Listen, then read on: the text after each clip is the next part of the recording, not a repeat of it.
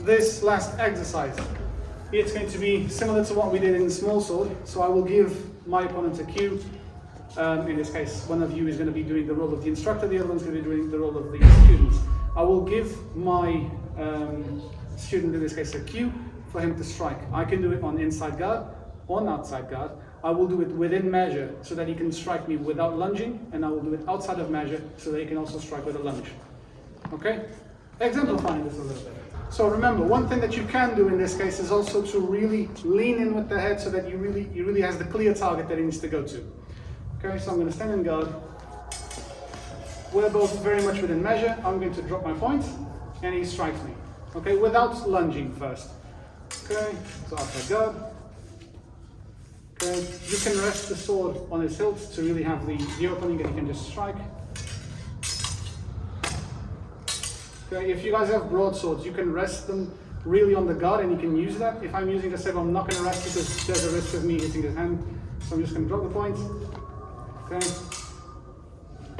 There we go. You can use cuts 1, 2, or 7. Align the foot. Make sure that it's really pointing towards me.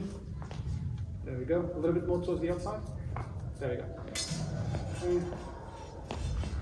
Again. Okay. So if you're really out of measure, you need to lunge in then. Lunge. There we go.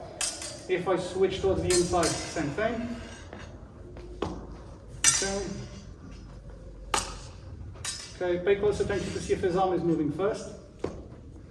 Okay. And then you can start to move a little bit further away so that he really needs to make the lunge. Okay.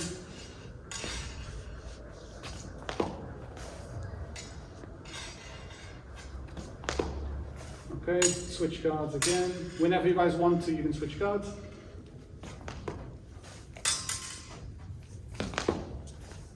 Okay, play around with distance.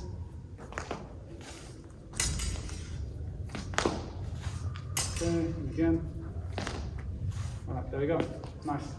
Cut 7 is a straight cut to the head. Okay, we don't talk about cut 7 because Roworth doesn't really like cut 7.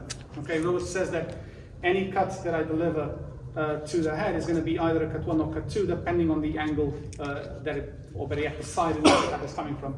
Rarely there's going to be a straight cut to the head. So you can parry it with inside or outside or even St. George.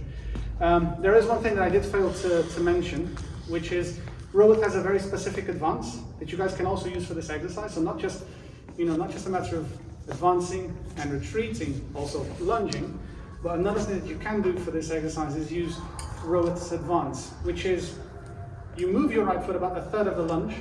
So instead of doing a full lunge where you're going like 3 feet, you move it like 1 foot, shift the weight forwards, slide this way about 6 inches from the right one, and then advance again. Okay, so basically drag the foot and return. So that if my opponent, like, come over here, drop the mask. So if we are in a very far away distance and I really need to get close, I can't under any extent reach him by lunging. I will need to do an increased step in which I will advance, drag the foot, and then I'm already in distance. Okay? What's the difference? If I'm just advancing, maybe if I'm all the way back here, if I'm just advancing, it's going to take me a little bit time to get close to him. Whereas if I'm doing this, I'm already in front of him very quickly. It's almost like a gathering step, an advance into a gathering step into another advance. So I am covering more distance more quickly. So again, I'm all the way back here, advance, right, I wouldn't say a full lunge, a third of the lunge will be fine, drag the foot in and advance again. Okay? Or you can use this to gain even more terrain if it's really far away. And you're very close to your target. Now I can reach him through lunge. Okay? Make sense?